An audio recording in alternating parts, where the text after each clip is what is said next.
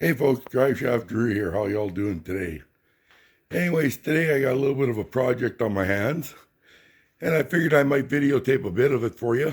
I don't know how good it's going to turn out, but got a few projects to do, so I'll just go ahead and show you guys what we're doing. We are going to be changing the upper control link and the lower ball joint on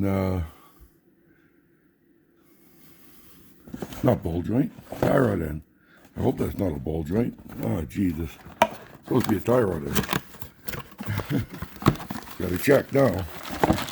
Yeah, Tierod end. Okay, good. They just got the ball joint on the picture. I was just wondering. But, yeah, the upper ball joint on this one is gone. But in this case, we're changing the whole control arm and with the ball joint. So it comes together as one. And then we're going to change the Tierod end on the same side. And what happened here is I was driving along, and we're hearing a clunk, clunk, clunk, clunk happening. And I was, well, what the heck? It was only when I was in four-wheel drive. So I checked, and I found out I had a vacuum leak on my four-wheel drive, and that was what was causing the clunk. But after I fixed the vacuum leak on dry pavement, I still had, like when I turned really hard, I could still hear a little bit of clunking. So I started checking, and look at this. You see here? I don't know if you can see that, but there's a little bit of play in that wheel. And so I started crawling underneath and checking, and it ended up being the upper ball joint here on this side here. If you watch, I don't know if I can get a good picture here. Low light and all. When I do that, you can see the play in there. So yeah, that ball joint's shot, and that lower Tierod end is also shot. So basically what we're going to do is we're going to change those out. I'm not going to show the whole thing because right now my garage is pretty much of a mess, and I got tools everywhere.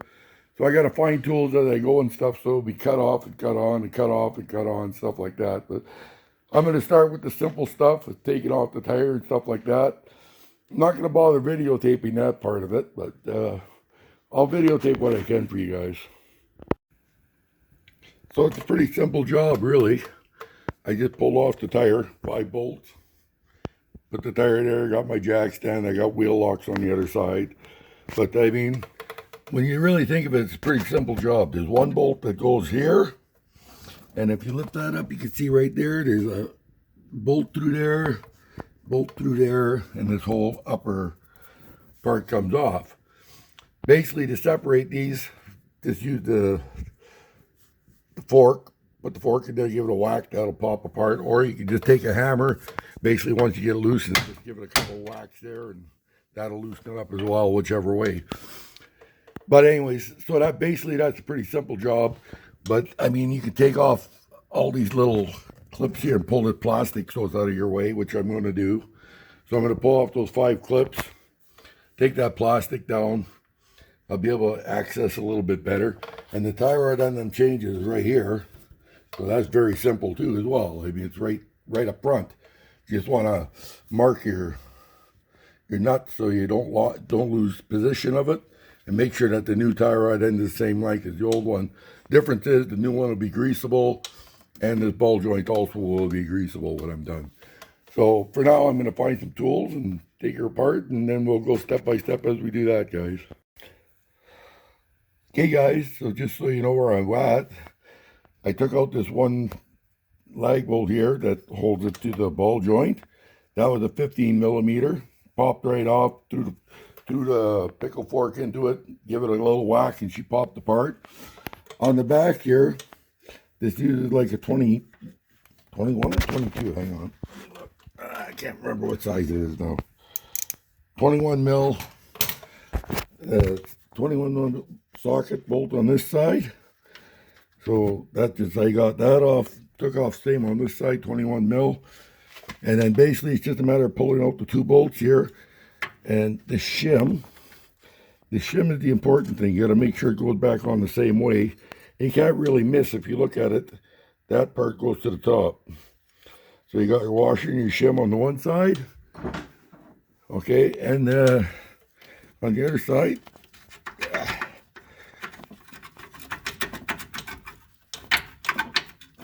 a little bit of a trick, but there you go. On the other side, you got your self-locker on your nut, and it's welded to that, so you can't go wrong putting that one back in. So I'll just put those up there for now. So that's one side here out, and then the same on this side, basically. You take it off the nut, you take it off your shim. Well, that shim's a little bit jammed in there. Okay, I might need 2 hands for this one. I'll have to touch that shim out a bit. Alright. So when we get the shim out, same thing. That part to the top and the nut. Okay, and then your... Okay, phone cut off there, but yeah, this one's out too. So there you guys go. 2 nuts, and then basically all there is to it is dang, boom. Control arm's out. The new one goes in the opposite way that this one came out. And then we'll move on to the tie rod end. So all I didn't even have to disconnect any brakes or nothing. It's very simple on this truck. Very easy to do. So there you go, guys. So easy squeezy, lemon peasy, just like that. Bolts are back in, tightened up on both sides. You want to make sure that you keep this as level as possible when you're putting it back in. Now the only part left is to put this back in here. Now, you won't be able to push down. Well, I guess you will, but what I like to do is I just put a jack underneath here. Just jack it up so it's tight and then put your bolt in. Couple seconds, guys, and this was a very simple job to do. Then I'll put the rubber all back in and everything else. So just so you know, that part of it's done. Alrighty then, as you can see, ball joints in place, bolts in and torqued, bolts in and torqued, bolts in and torqued. So it's just a matter of putting on the plastic now, and then that top upper piece is replaced. So there you go, guys. That's how easy it is on these trucks. You can't go wrong with them. Very simple job to do. And just like that, boys and girls, we are done. Plastic's back up on top there, as you can see. Top's all done and torqued. Tie rod end is new and torqued. Put in this right spot, measured it up and everything else. Everything's done. All I got to do is left is put on the tire, and you guys won't need to see that. So from Drive Shaft Drew, hopefully this video helped somebody out.